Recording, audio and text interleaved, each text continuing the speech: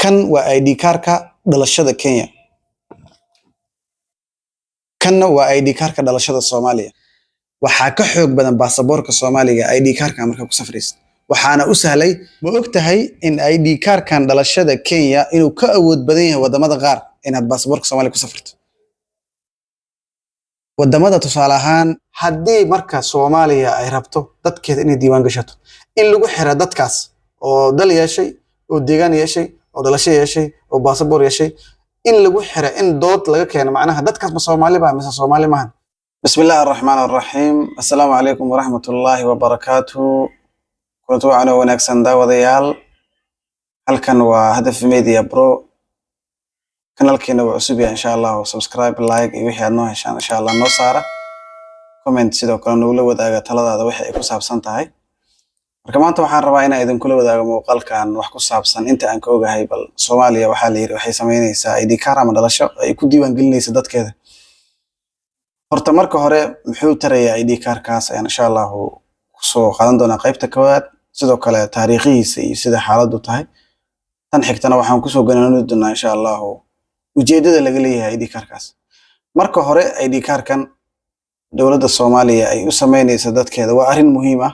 waxayna muhiim u tahay shacabkeeda waxay muhiim u tahay amniga wadanka waxay muhiim u tahay xitaa xukuumadda ama dawladda markaas jirta.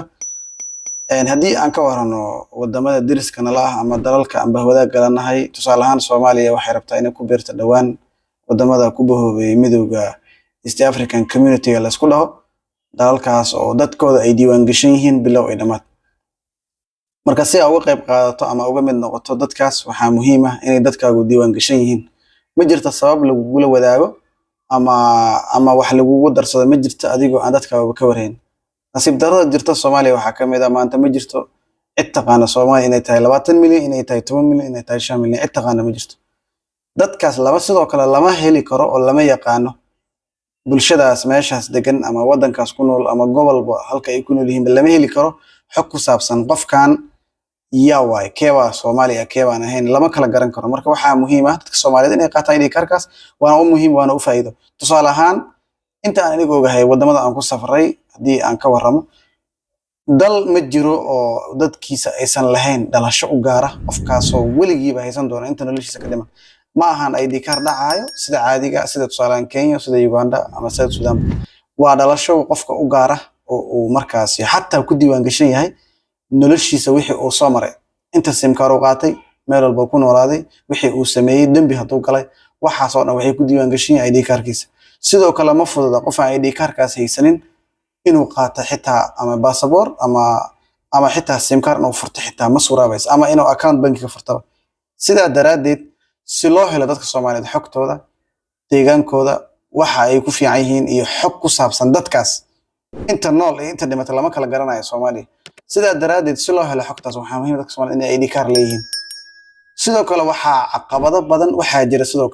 badan oo ku gundan in la helo dhibaato ay ka taagan tahay keeba Soomaaliya ayaana qaadanay taas waa qodob gooni ah oo ay tahay dadka inay ka doodaan laakiin qodobka in la qaato ma fiican yahay mise uu fiican yahay waa ma fiican yahay waana muhiim laakiin qodobka ayaa Soomaaliya ah sidaas lagu kala saaraya waa qodob u baahan dadka Soomaaliyeed inay ka tashtaan oo ayahooda ka fikiraan waa qodob gooni ah oo u baahan dadka Soomaaliyeed inay ka waramaan. tusaale ahaan Soomaaliya markii loo fiiriyo dastuurkeeda dastuur maanta jira iyo 1960 in loo laabto maahan ma jiro wax ka soo sokeeyo oo dastuur Soomaaliya yeelatay.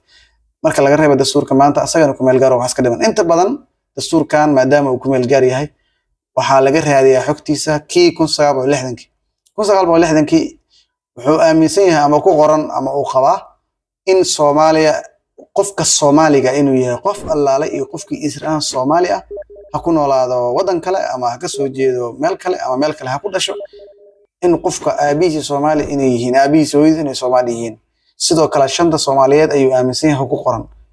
waqtigu waa isbedelay waaqacana wuu isbedelay maanta waxa laga yaabaa wax maalintaas aan aaminsaneyn in maanta aysan jirin waa laga yaabaa.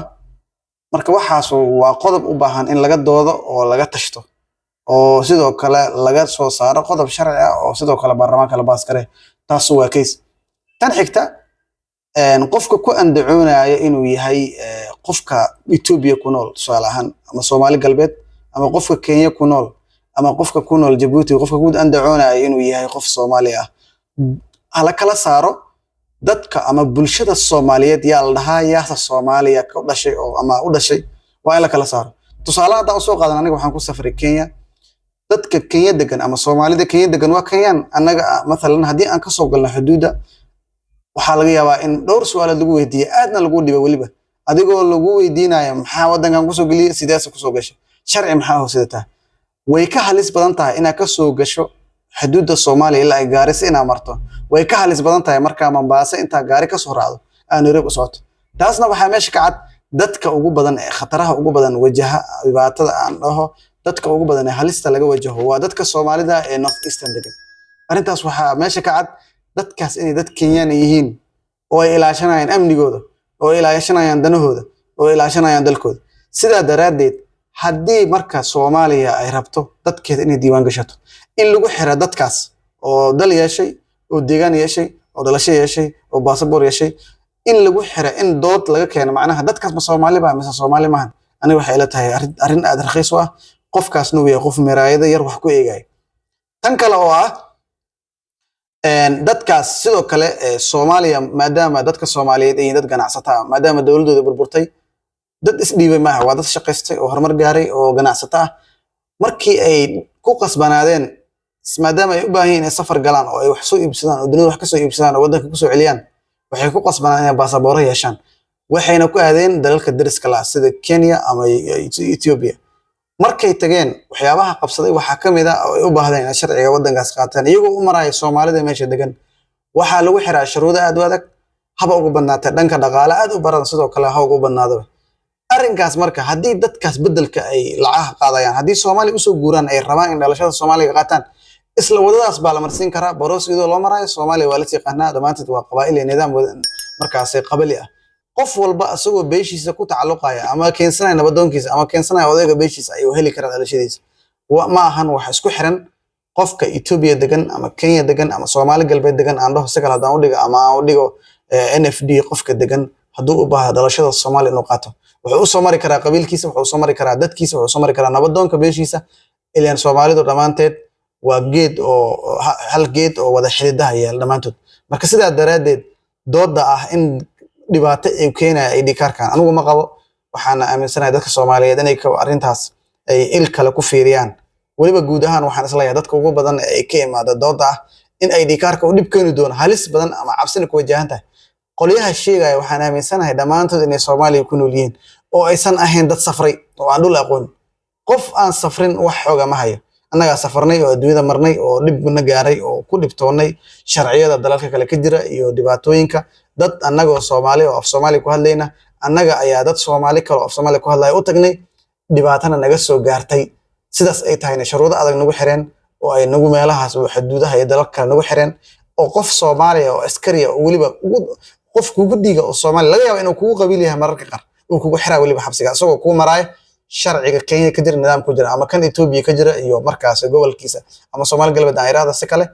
iyo sidoo kale NFD sida daradeed waxaan soo jeedinayaa dadka Soomaaliyeed inay qaataan ID kaarkooda dalkooda ayuu aqoonsi u yahay yaa Soomaali ah sidoo kale ay cadeyn kartaa bulshada Soomaaliyeedna way u baahan tahay maanta way fududahay in la qaato waxa laga yaabaa wax badan inaysan ku bixin qarasha waqti badan isaga galin laakiin maalin waxa dhici doonta maanta daadan qaadanin inaad ku qasbanaato inaad qarash ku bixiso waqtina ku bixiso oo aad dib badan u martay ayaa dhici doonta tan xigta waxaad ogaataa ID kaarkaas faa'iideysa waxa kamid ah tusaale ahaan marka aad shaqo raadsato ama aad raadiso wax kale waxa laga yaabaa in lagu xiray nabadoonka Kenya damiinka laakiin ID kaarkan marka aad qaadato waxa ku jira